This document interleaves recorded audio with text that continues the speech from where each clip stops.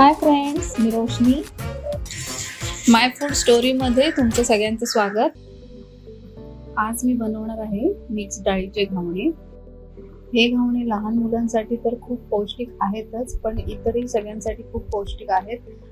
शक्यतो लहान मुलं जास्त डाळी खायला मागत नाहीत. सगळ्या डाळींमधून आपल्याला प्रोटीन्स, फायबर्स, विटॅमिन्स, मिनरल्स असं खूप काही मिळत असतं, परंतु लहान मुलं शक्यतो डाळी जास्त खायला मागत नाहीत.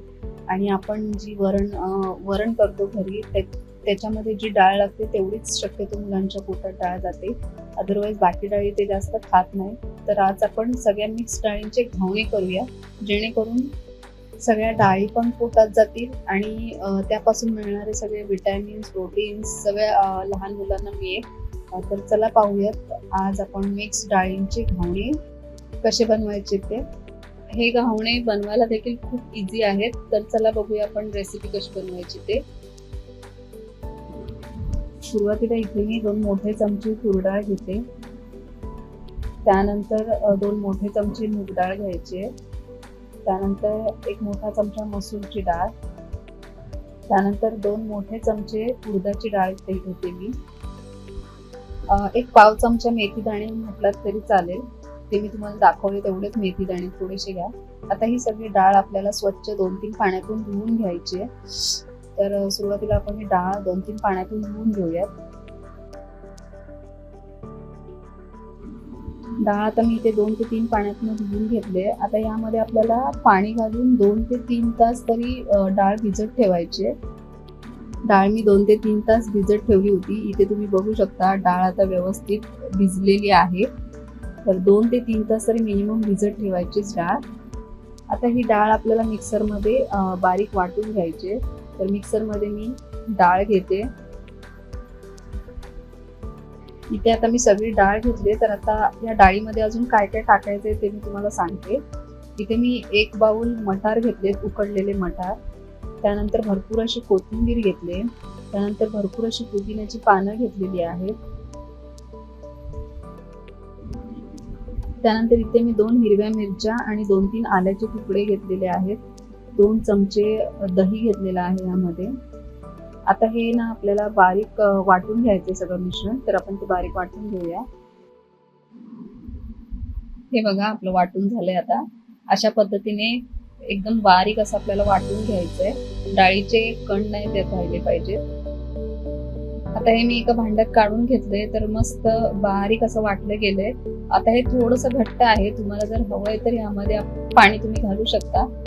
आता आपल्याला यामध्ये काही मसाले घालायचे, तर आपण ते मसाले घालून घेऊयात. सुरुवातीला इथे मी घेतले 1 चमचा गरम मसाला पावडर, 1 चमचा धना पावडर, चवीनुसार मीठ आणि मी आता यामध्ये घालते खायचा सोडा पाव चमचा. आता हे आहे ना व्यवस्थित मसाले हलवून घ्यायचे. आपलं मिश्रण तर व्यवस्थित आता तयार आहे, पण थोडं घट्ट आहे. तर थोडं आपण यामध्ये ना पाणी सुद्धा घालणार आहोत. तुम्हाला जेवढं पातळ हवं असेल ना तेवढं तुम्ही घेऊ शकता. पण एकदम पण पातळ नका करू, कारण ते पलटले पण पाहिजे. तर मी आता ह्यामध्ये थोडंसं पाणी घालते. तुम्ही तुमच्या अंदाजानुसार पाणी घालू शकता. आणि पुन्हा एकदा हलवून घेते. इथे आता आपलं मिश्रण तर तयार आहे. व्यवस्थित सगळे मसाले देखील मिक्स झाले. तर आता आपण ह्याचे घावणे घालून घेऊयात. तवा इथे तापलाय. आता इथे मी थोडंसं तेल घालते तव्यावरती आणि तेल पसरून घेऊयात आपण.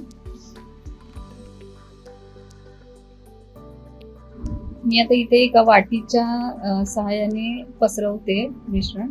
तुमच्याकडे खोलगट चमचा असेल त्याच्याने सुद्धा तुम्ही करू शकता. आता आपल्याला यावरती 1-2 मिनिटं झाकण ठेवून द्यायचंय. 1 मिनिटभरानंतर झाकण काढून आपल्याला हे आता पलटून घ्यायचंय. पलटताना थोडं अलगद पलटायचंय, कारण तुटण्याची शक्यता असते.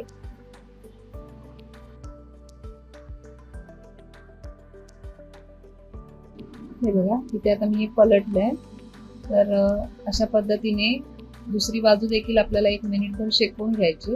आता आपला हा रेडी आहे. तर आपण तो काढून घेऊया. अशाच पद्धतीने आपल्याला बाकीचे घावणे देखील घालून घ्यायचे.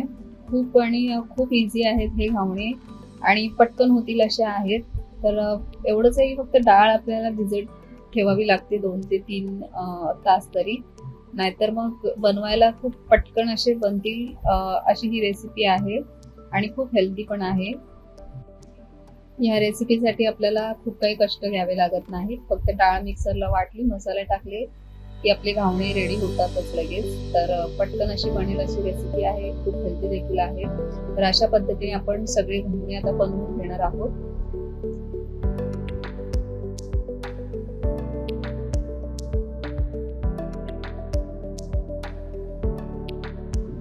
हे पहा, आपले घावणे आता इथे रेडी आहेत. तर घावण्यावरती तुम्हाला पाहिजे तर तुम्ही चीज देखील तुमच्या मुलांना देऊ शकता घालून. आणि हे घावणे टोमॅटो सॉस किंवा अजून कोणती वेगळी चटणी तुम्ही बनवलात तरी चालेल, त्यासोबत खाल्लात तरी चालेल. खूप हेल्दी आहेत, खूप टेस्टी लागतात हे घावणे. तर लहान मुलं तुमची खरंच खूप आवडीने खातील आणि तेवढं पौष्टिक नाश्ता त्यांच्या पोटात जाईल. तर नक्की एकदा तुम्ही ही रेसिपी करून बघा आणि आवडली असेल तर नक्की एकदा लाईक करा, शेअर करा आणि सबस्क्राईब करा. थँक्यू.